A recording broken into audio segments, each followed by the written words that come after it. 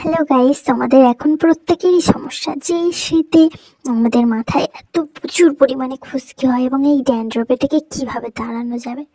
তো সেই সমস্যার সমাধান নিয়ে আমি চলে এসেছি। তোমরা রাতে একটি গ্লাসে চাল ভিজিয়ে রাখবে এবং সেই ভিজানো চালের জলটা সকালে একটি পাত্রে নিয়ে নেবে, নিয়ে তাতে হেড অ্যান্ড শোল্ডার যে শ্যাম্পুটা হয় 2 টাকা করে দোকানে কিনতে পাওয়া যায়, সেই শ্যাম্পু এবং আমার কাছে থেকে কেটে রাখা একটা অ্যালোভেরা জেল আমি দিয়ে দিয়েছি। তোমরা দোকান থেকে আনা অ্যালোভেরা জেলও দিতে পারো। দিয়ে সেটাকে ভালোভাবে মিক্স করবে, দেখবে সেটা খুবই গাঢ় এবং ঘন হয়ে গেছে। এটা নিয়ে তোমরা চুলে দিয়ে শ্যাম্পু করে নেবে স্নান করার সময়।